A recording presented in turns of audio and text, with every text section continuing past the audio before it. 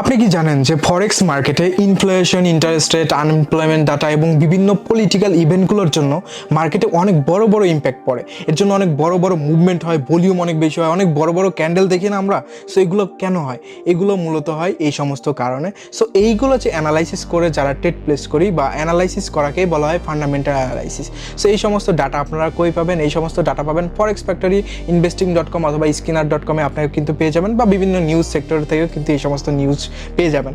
So যারা এই নিউজটা অ্যানালাইসিস করে এই ইনফ্লেশন রেট, আনএমপ্লয়মেন্ট ডাটা বা বিভিন্ন পলিটিক্যাল ইভেন্টের উপর বেস করে বা বিভিন্ন কান্ট্রি ওয়ার এগুলো নিয়ে যারা ট্রেড প্লেস করে, মূলত এই ধরনের ট্রেডিংকে বলা হয় নিউজ ট্রেডিং।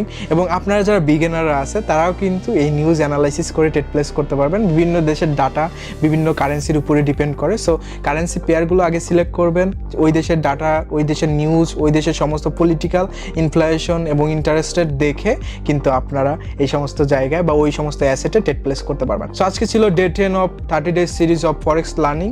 সো আজকে কিন্তু আমি ফরেক্স লার্নিংয়ের ফান্ডামেন্টাল অ্যানালাইসিস সম্বন্ধে আলোচনা করছি, অ্যান্ড ডে 11 আমি টেকনিক্যাল অ্যানালাইসিস সম্বন্ধে আপনাদের সামনে তুলে ধরবো ইনশাল্লাহ। সো যারা স্টিল এই চ্যানেলটাকে সাবস্ক্রাইব বা ফলো করে নাই, রাইট নাও সাবস্ক্রাইব এবং ফলো করে ফেলেন, যেন টেকনিক্যাল অ্যানালাইসিসের এই ডে 11 পার্টটা যেন মিস না হয়। So see you next video, till then take care, আল্লাহ হাফেজ।